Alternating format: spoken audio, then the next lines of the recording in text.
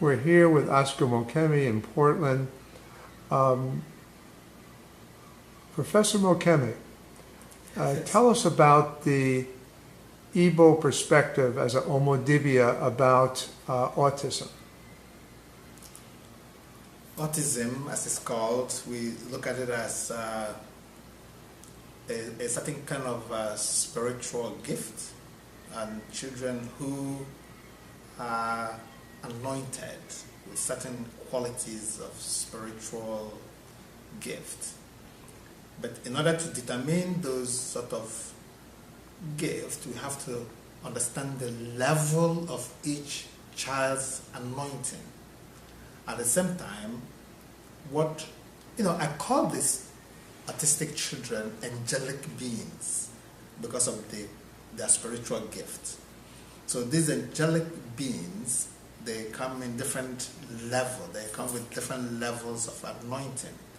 There are those who are more withdrawn, and there are those who are more expressive, and there are those who are in the middle. They don't communicate well, and they're not very expressive, and there are those who are very violent and resistant, very physically, emotionally violent. So it depends on what level that the child is that helps us to explore the level of their anointing and how to understand what entity of obsession or possession that they're dealing with. I call them angelic beings because there are certain quality of spirits that are with them. There are spiritual children that are almost like angels. But being an angel, different angelic beings have different roles or different action that they were supposed to execute here on earth. If you talk about Angel Michael, he has a certain war and battle that he fights. And if you think of Angel Gabriel, he has his own angel. And so Angel Raphael, they all have, these are most angels that we've read through the Bible and through different Torah and holy books. And beyond those are not the only angels that God sent down. A lot of these autistic children have the same angelic qualities. But then, in order to understand what they're dealing with, we have to look at who is their father, who is their mother, who is their grandfather, who is their grandparent.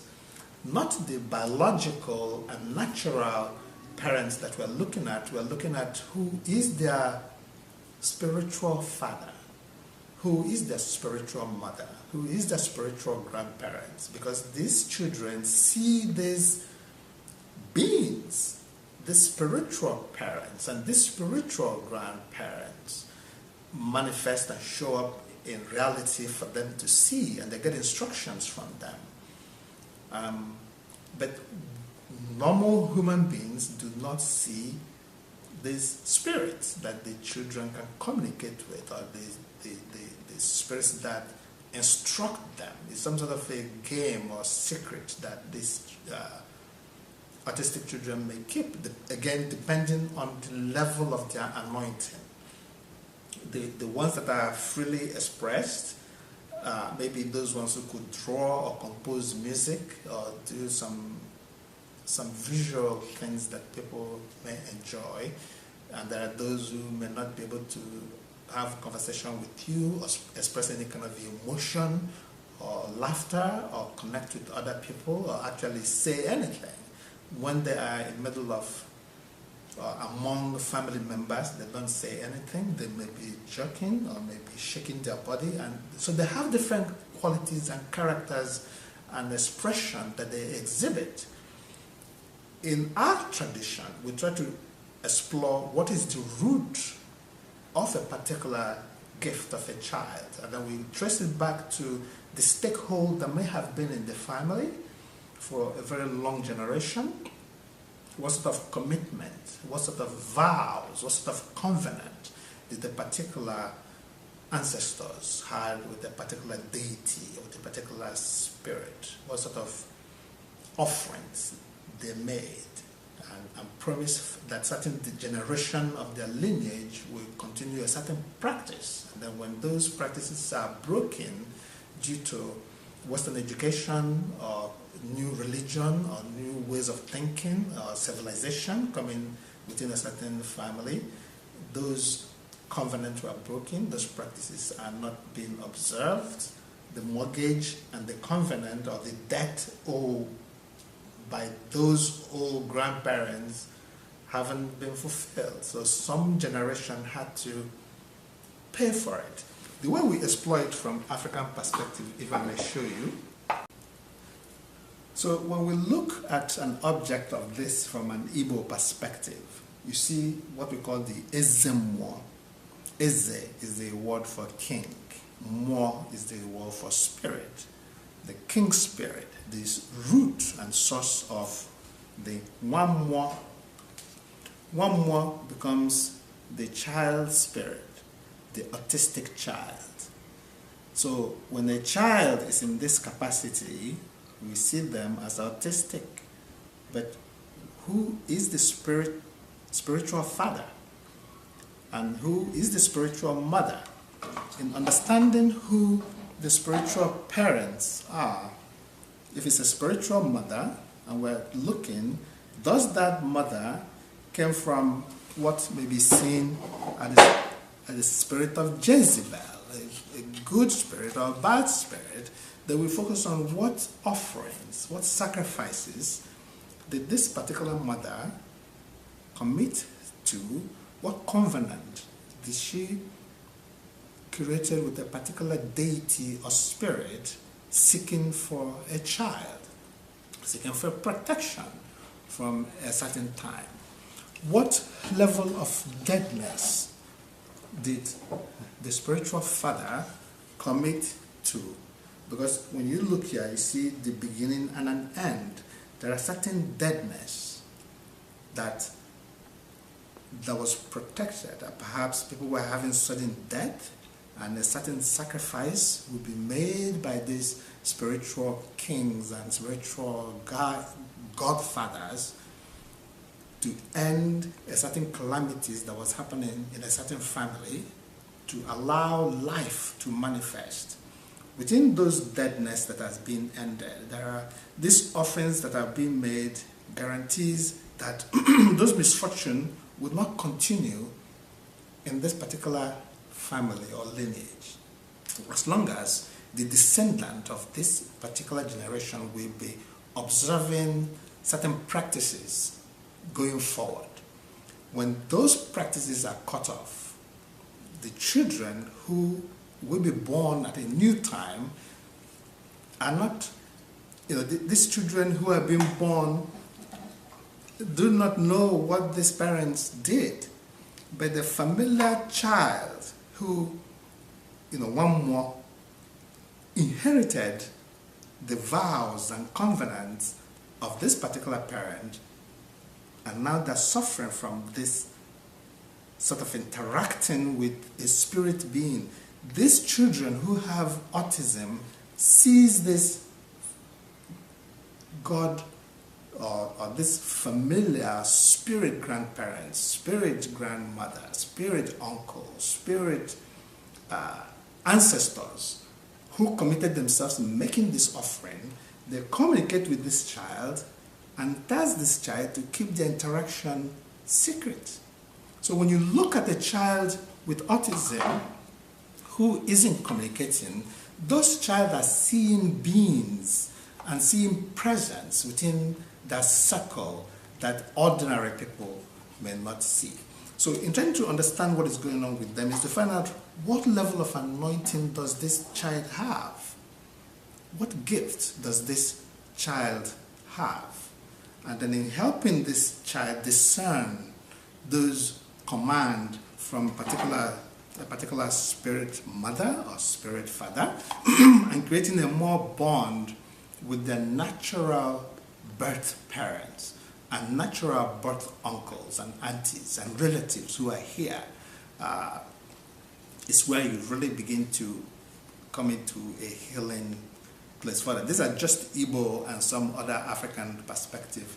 You may also see this in Yoruba tradition, where children are conceived through vows and commitment made through the spirit realm, where you may experience children like Akwaba. They may come in twins or triplets. Ibeji dolls, offerings made to conceive these Ibeji dolls. You can see these are cowrie shells, money paid, or certain commitments made for these children to be born. And then these dolls were made to abhor the spirit of these children. In case they die, their soul are held in these dolls. And then the physical children who these dolls were made after, 99% of the time they're very autistic. And some of them are creative. Some of them are very expressive. Some can be aggressive. So it depends on the level of individual anointing and the commitment that was made by the parents. And again, you see Akwaba doll, this particular piece came from Ghana. During the conception of a particular child, due to difficulties in pregnancy, the difficulties in pregnancy are also signs of stakehold in a particular family. Where you see a particular family do not have education, there's a spirit of poverty, there's a spirit of stagnation, there's immortality, there are barrenness, where people can have children. Children who are born, the daughters can get married, the sons can get a good wife. There are certain misfortune. These are signs you may see. So people go to a certain place and make a commitment through the spirit of Akwaba to receive a child. And those rituals for fertility do produce a child. Those children who are conceived through this process are also they have what the Western world call autism, autistic children. So it's to actually, again, find out the level of each child's anointing, what kind of gift. This is to find peace for the child and the family, is to be able to explore what spiritual gift do these children have. And then in finding out the spiritual gift that they have, you begin to track what spirit beings were involved in the conception, or what spirit being are these children communicating with in order to find peace. In order to come to a strong resolution is what they call, the family have to go through what we call Ipochono, Olo Ezinono. The word Olo Ezinono is the work of cleansing, house clearing, a particular ritual and ceremony done in a particular home where certain rituals are performed to do some sort of appeasement between the spirit at work and the commitment of the past to release this new generation from whatever debt and commitment they are not paying. When this happens, like I said earlier, there's certain deadness, a certain protocol to stop the spirit of infertility, spirit of stagnation, spirit of poverty, people lack of education, barrenness. When this is happening in a particular family, the family performs a certain ritual, create a certain covenant, with a certain spirit to unlock the barrenness, to unlock poverty, to unlock education, to unlock those sort of misfortune. And then they promise that the generation onward will continue to practice those things, make certain offerings to this particular deity. So now, when these offerings are not continued, the generation of this family will continue to suffer. So doing this cleansing, deliverance in the family also helps to bring peace within that family. But the most important thing is to find out each child that has this gift, how do you separate the interaction between the child and the unseen beings that they're experiencing? What sort of father or mother are they communicating with? Who is the angelic being or the spirit or the deity that they are interacting with? And being able to have a sense of understanding on what these spirits are is where you begin to bring healing with these children. Now we're talking about cases of autism that you have dealt with. Yes. Tell me about a case where you have performed a healing and the kinds of changes you saw from before to after the child was healed.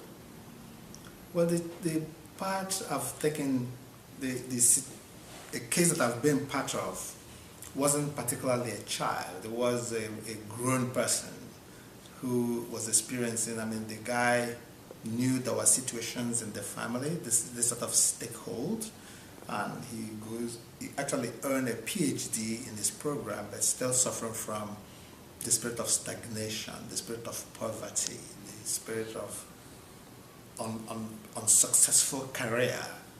So through the process of discovery, which you may call divination, it tracked back that this man had autistic experience or is experiencing this autistic gift, which I call spiritual gift. And we track back to his family.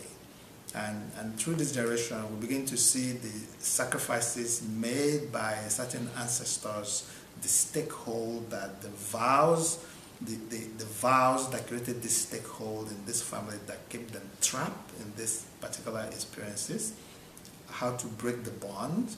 And we begin to make certain tools were required to appease whatever spirit that has been in their family in order to bring success to this man's life. We travel back to Nigeria, to his village. These materials were gathered. Lamb were offered, sort of a virgin lamb, where a little baby lamb was offered in the middle of the compound. And certain other prayers were offered around the compound. Those three waters were used, salt were used for the cleansing of the environment. And when all these things were successful, the prayers were believed to be accepted by God.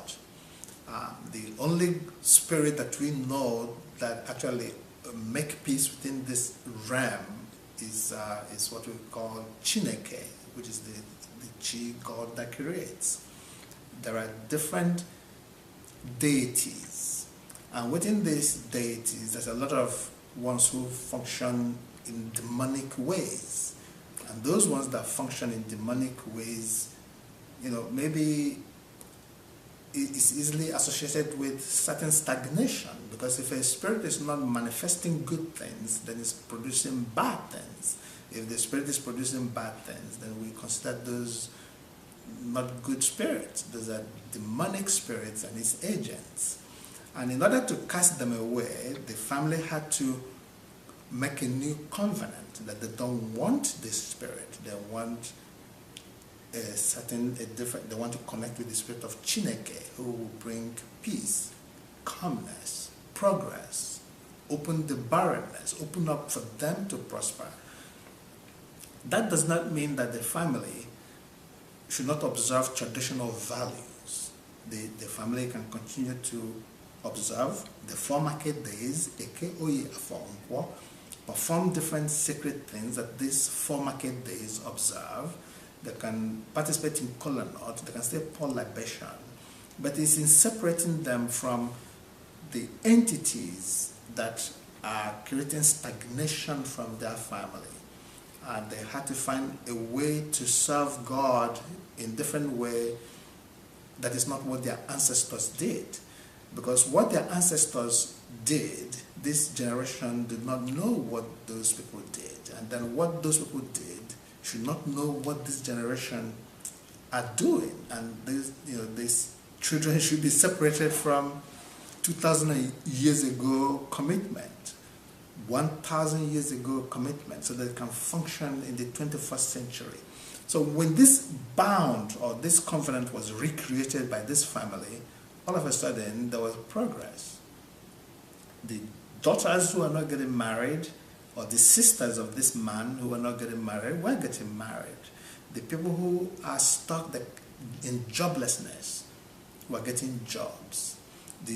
Almost like there's a turnabout where each person is following a particular direction. The children who were not being open to have conversation with their uncles and other children were very playful and jovial, almost like there's a chain or burden that was unlocked for them to progress. A work we did in Puerto Rico among autistic children, I brought some of these experiences, even though it wasn't a long session in Puerto Rico. It was a program we did with Harvard medical team in Puerto Rico.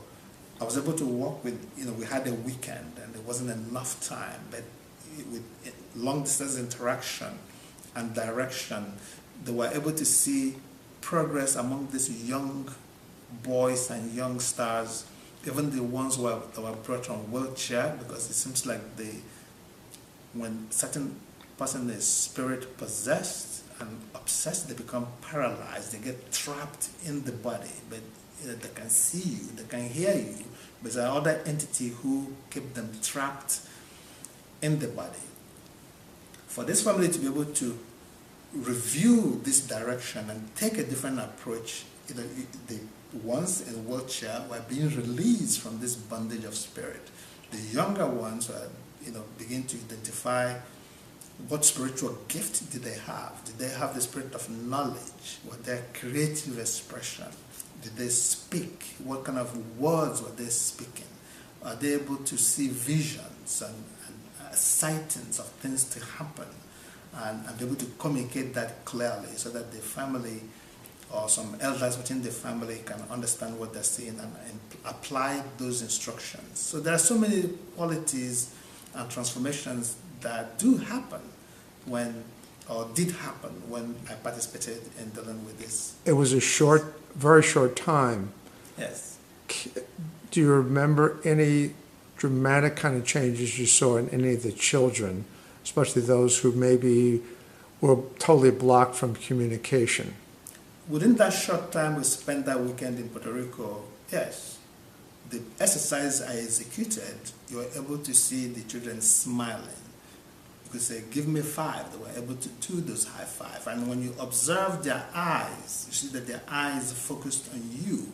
Their eyes were not focusing in the abyss. When a child is communicating, initially when we first get there and they brought all these children, you really don't know who has autism. There are many children. But with my training, you can look into their eyes and you can see how they are interacting with other things other than the present people that were in the room.